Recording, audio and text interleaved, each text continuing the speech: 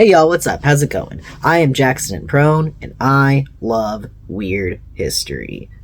Don't get me wrong, the history we learn in school, fascinating.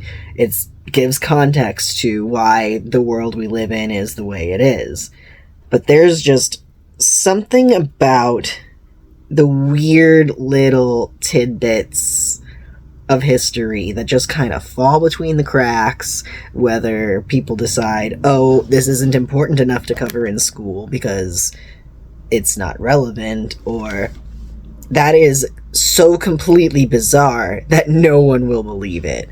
And in a way, I think this particular topic kind of falls under both categories. And I don't really know how to summarize this in a subtle way, so I think I'll just go ahead and blurt it out.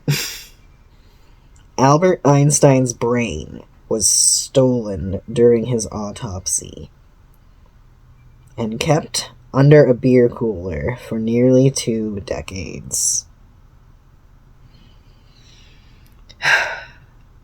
Very against his wishes, by the way. I hope I don't have to express that. It's a lot. So if topics like death, disrespecting the wishes of the deceased, theft of organs, things like that, if that's not your cup of tea, I would maybe click away, watch something a little more lighthearted, and I'll see you in another video. With that out of the way, Albert Einstein. I don't have to tell y'all who he is. Or, I guess, was. This man changed the way that we looked at science, mathematics, physics. I mean, physics is science, obviously. It's just a very specific type of science. Anyway, this man changed the way that we look at the STEM fields for all of eternity. One of the most prolific voices of the 20th century.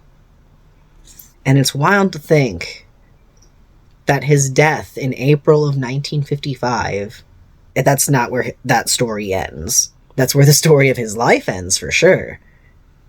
But his brain would go on an absolutely buckwild journey. April of 1955. Albert Einstein passes away of, I believe, a brain hemorrhage. Now, for those who are not aware, Albert Einstein was Jewish. Disclaimer, I am not Jewish. This is what I have been told by my friends who do practice this faith. In the Jewish faith, you are not supposed to dismember a body after death. The body is supposed to be left intact. And Albert Einstein actually left specific instructions for his death. He wanted to immediately be cremated, fully intact, nothing missing, and he wanted his ashes to be scattered in a location known only to his most close friends and family, so that people wouldn't be, visiting his grave, trying to dig him up, things like that. Basically, Einstein knew that people would want pieces of him after he was gone in some way, shape, or form. And he wanted to prevent that. So he left behind those specific instructions, and when he did eventually pass away, the pathologist that was assigned to his autopsy, Thomas Harvey, apparently did not get that memo. Either that, or he did, and he just straight up did not give a one of those two. Maybe a combination, I don't know. It's alleged that he was encouraged by his mentor, Harry Zimmerman, who was also Einstein's personal physician. But the way that Thomas Harvey behaves throughout the course of this whole ordeal, I truly believe that he was not coerced in any way, shape, or form into taking this brain by anyone other than himself. But we'll get to that. So within 7.5 hours of Albert Einstein's passing, his brain had been removed and weighed by Harvey, and it weighed 1,230 grams, which is apparently lighter than that of the average man his age. And for some reason, Harvey thought it would be a great idea to also remove Einstein's eyes and gift them to his ophthalmologist, Henry Abrams. So, this guy clearly has an excellent track record of respecting the deceased's wishes. That's cool. So, eventually, Albert Einstein's son, Hans Albert Einstein, found out about what happened. I guess he did not find out about this until the rest of the body had already been cremated. I think the body had maybe arrived to the crematorium with no brain or eyes, and they were like, well, that's weird. And I'm not entirely sure, honestly, how Hans found out. But he found out, and understandably so, he was mortified, as any logical person would be. Like, it's one thing if you explicitly say, hey, I want to donate my organs for this reason.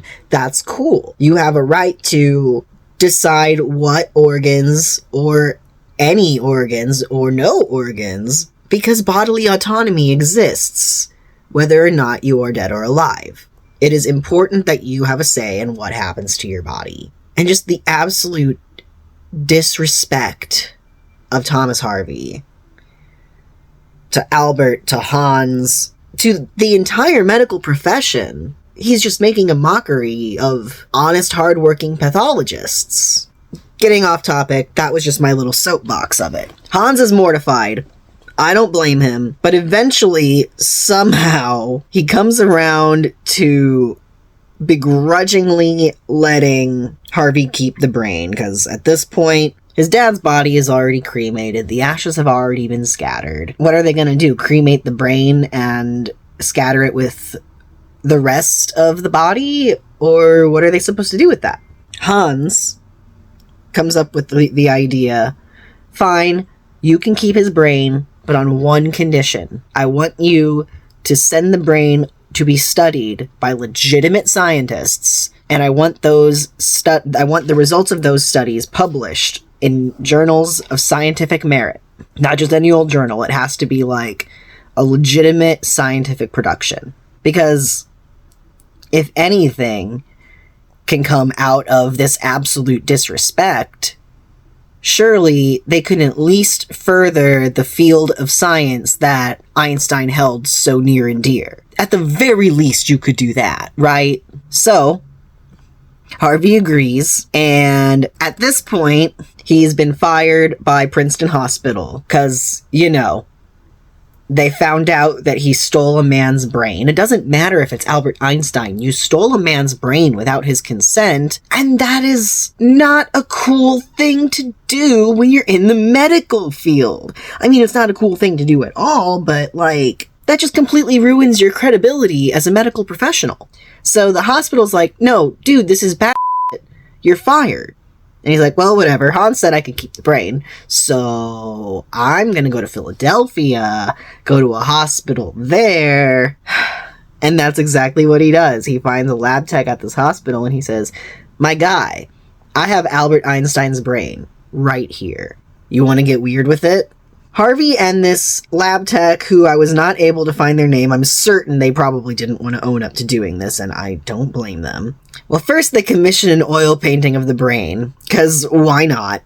And after that, they slice the brain in half, they take a few pictures, and eventually this brain is sliced into 240 separate chunks. He preserves these brain chunks in 2 separate mason jars full of alcohol, and then he puts them in a cider box and stores them under a f***ing beer cooler for over 2 decades. That's not where it ends. That's not even close to where it ends. Yeah, he's very clearly continuing his trend of ignoring the Einstein family's wishes. So that's great. Eventually, a journalist named Stephen Levy, or Levy, I believe Levy, because it's spelled the same way as Eugene and Dan Levy. Anyway, Stephen Levy, journalist, discovers the brain, or he tracks down these leads to Thomas Harvey, and he eventually coerces Harvey into an interview and to show him the brain. And he does. Levy publishes his interview, and he titles it, I Found Einstein's Brain. So this guy's about as subtle as I am, clearly. So now the world is completely aware of what happened to Einstein's brain. Before, only a few select people knew. Like, the people who worked at the hospital obviously knew, Hans obviously knew, Thomas Harvey obviously knew, and there's no way in hell that he was hiding that shit from his wife, which we will get to that. Hoo boy. 1978, he publishes the interview. Everyone's like, oh my god, we have Einstein's brain. Surely you promised Hans that this brain would be studied. Where are those results? And of course, that's when he practically shits his pants. He's like, oh, shit. I was supposed to send these to study. Hans is gonna be I don't know if Hans is alive at this point or not. But, procrastinator as ever, which, I mean, I can certainly relate to that, but good God, at least I don't have a possession of chunks of human brain, other than the chunks of human brain in my own head. Harvey would consistently tell curious parties that the study would be published next year. And he did this for a long f***ing time. Next year would roll around. Oh, it's going to be published next year. Next year rolls around. Oh, it's going to be published next year. Meanwhile, at UCLA, a neuroscientist named Marion Diamond, not to be confused with Marina Diamond, Marion Diamond, she's conducting her own research on how a mentally stimulating environment would affect the brain cell counts in rats. After Diamond hears about the discovery of Einstein's brain, she proposes a study similar to the one she's doing to Thomas, using the pieces of Einstein's brain. Because it's one thing to test things in rats and mice, but it's a whole nother thing to actually have access to a human brain and be able to study it, let alone one of the 20th century's greatest scientific minds. Surely, having those studies under her belt would help her be able to figure out why he was able to function the way he was, why he was able to possess superhuman levels of intelligence. Like, this could be huge for her career. So she proposes the study to Thomas, and he hates the idea. Because of course he does. He doesn't want to give up his bits of brain, no matter how much he promised the Einstein family that he was actually going to do something useful with his so-called project. But eventually, he comes around, and he ships her 4 numbered blocks of the brain. 1985 rolls around, and Diamond publishes her findings in the article on the brain of a scientist, Albert Einstein. So, really, Harvey let Diamond fulfill his promise to Hans Einstein for him, basically let a woman do all of his work, and took the credit for it. Continuing his legacy of being a great dude. Obviously. There's a lot more to the story, and like I said, I will put all of the sources in the description as well. But the NPR story in particular is what covers Marion Diamond and her work and her studies and just giving her the actual credit she deserves. So, definitely check that out. But in the meantime, Harvey's wife was threatening to dispose of the brain.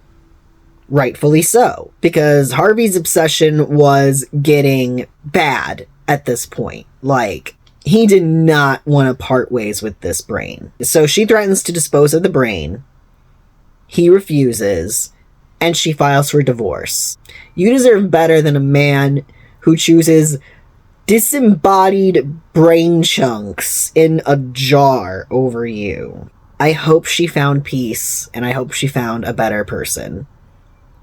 Anyway, after this divorce, he moves to Weston, Missouri, and he practices medicine as a doctor until 1988 rolls around, and that's when he fails a 3-day competency exam and loses his medical license over it. That's why you haven't heard me refer to this man as Dr. Harvey once, because he lost the privilege of being called a doctor, just like Phil McGraw. Mr. Phil. I guess his wasn't revoked. He just chose not to renew it and let it lapse for almost 2 decades, and yet he still calls himself a doctor regardless.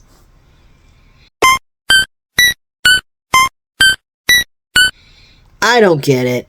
But anyway, he fails his competency exam, his license is revoked, and he winds up in Lawrence, Kansas, where he meets and befriends the author William S. Burroughs.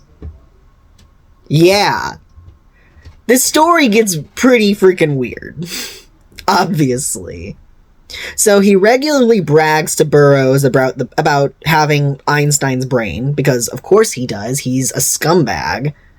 And Burroughs would go on to brag to all of his friends that I could have a piece of Einstein's brain anytime I want, because he's William S. Burroughs, and he said wild So I don't think anyone actually believed him, because he's William S. Burroughs, and he was on a ridiculous amount of drugs. 1997 rolls around, and Harvey meets up with Michael Paterniti?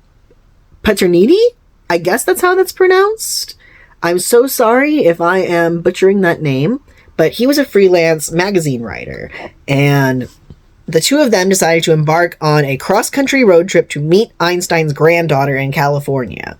He would try to give her the brain himself, but she didn't want it, and I don't blame her. If this dude, this random disgraced former doctor who stole my grandfather's brain and a magazine writer came to my door and offered me bits of his brain in 2 separate mason jars, I would probably say, please get off of my property and never contact me again. But she decided to go for a much more polite no. So good for her for taking the high road there, because I certainly wouldn't have. So that's when Harvey opts to take the brain segments on something of a US tour. And he goes around donating segments of the brain to all different types of researchers, including the United States Army, for some reason. I still don't fully understand why. Apparently at this point, the Army was collecting brains.